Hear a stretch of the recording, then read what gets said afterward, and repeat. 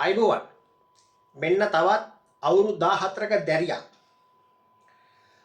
දෙමව්පියන්ගේ සිය කැමැත්තෙන් කසාද බඳලා දීලා බාල වයස්කාර දැරියක් අවුරුදු 14යි කසාද බඳලා දෙනකොට එතකොට අපේ රටේ මෙව්ව නීති විරෝධීවට නෙවෙයිද මේක බාල වයස් මේ අපරාධ නෙවෙයිද මෙව්වර මොකද්ද ළමාහා මොකද්ද කාර්යාංශද මොකද්ද කියනවා මේවා දන්නේ නැද්ද කොහොමද අවුරුදු 14ක දැරියෙන් කසාද බඳලා දෙන්නේ කොහෙද නීතියක් තියෙන එතන මම කිව්වේ මීට කලිනුත්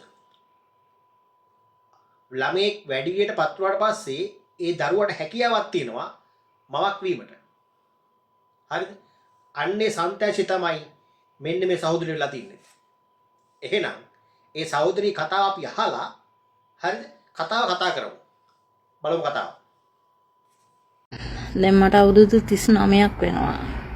මං කසාද බැන්දේ අවුරුදු 14.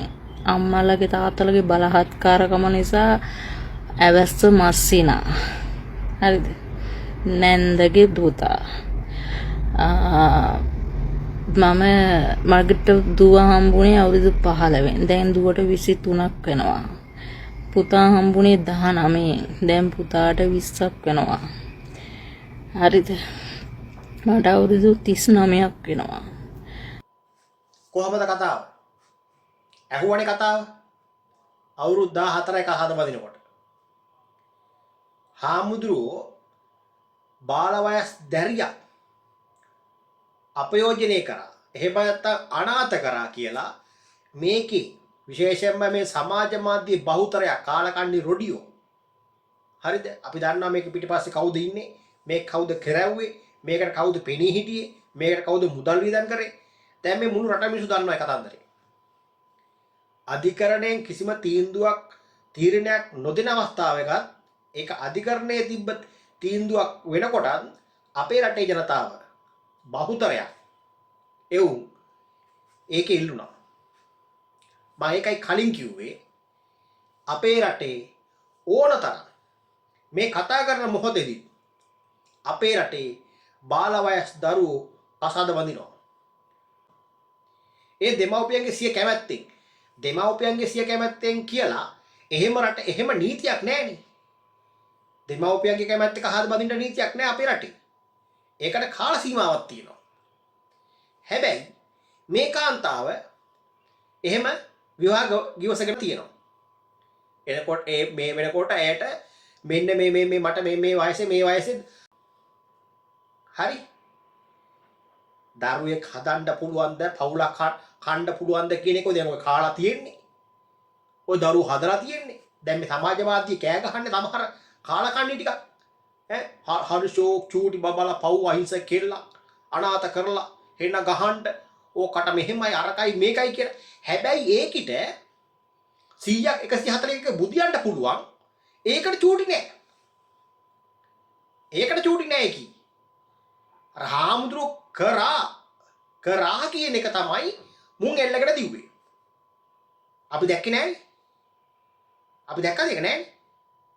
එහෙනම් මෙන්න මේ වගේ කතන්දර අපේ රටේ ඕන තරම් වෙනවා. අපේ රටේ මේ ලෝකෙ හැමතැනම මේ දේවල් වෙනවා. ඒව සාමාන්‍ය දේවල් වෙලා තියෙන්නේ. හාමුදුරුවෝ එක කරාද නැද්ද කියන එක ගරු අධිකරණයේ තීන්දුව දෙයි. අධිකරණයෙන් තීන්දුවක් නොදෙන වෙලාවේ කොහොමද මේ සමාජ මාධ්‍ය ඉන්න කාලකණ්ණි රොඩියෝ ටික සක්කිලි ටික ඒ කතන්දරේ කියන්නේ හරියට මේ ඇහෙන් දැක්කා වගේ කතා කරේ ඒකයි අපි කියන්නේ දෙයක් මොනවා හරි දෙයක් අපේ උන්ට අහු වුණාම ඒක පස්සේ එල්ලි දුවනවා රැල්ලට අපි දැක්කා මා ඉතාමත් නින්දද විදිහට ඒක සමාජගත කරවුවා විශේෂයෙන්ම ඒක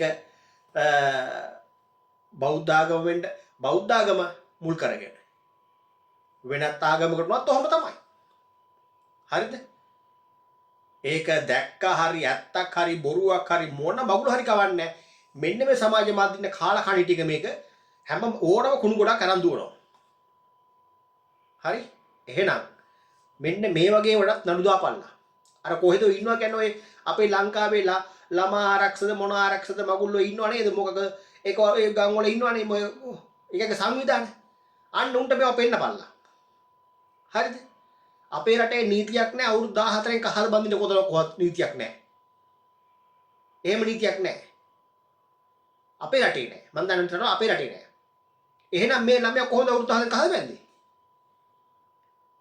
එතන මෙව බාලාපරාධ නෙවෙයිද ඈ මං තොපිලට කියවන්න ඕක තමයි මේ වගේ දේවල් ඕනතරම් අපේ රටේ තියෙනවා හැබැයි අතන්ට ගැහුවේ මොකද්ද එතනට ගහන්න ඕන හින්දා වෙලා තියෙන 2023 ේලු කතා කරේ 2026 කොහොමද ඒක කවුද ඒක පිටිපස්ස හිටියේ කවුද එන්නේ මුදල් වියදම් කරේ ඈ කොතනද ඒ ගැහුවේ අන්න ඒකයි බලන්න ඉඳපල්ලා ඕකේ උත්තරේ ළඟදී දවසක එයි ආවට පස්සේ ගරු අධිකරණයෙන් දෙන තීන්දුව අපි ඒක පිළිගන්නවා හැබැයි ඒකට කලින් මේකේ තීන්දුව තියෙන දුන්නේ උන්ටත් පොඩ්ඩක් ඉවසිල්ලෙන් බලාගෙන ඉන්න තිබ්බා බලමු හරිද එහෙනම් මේ වගේ වට කතා කරපල්ලා මෙව්වත් ප්‍රශ්න තමයි මෙව්වත් බලාපොරොත්තු තමයි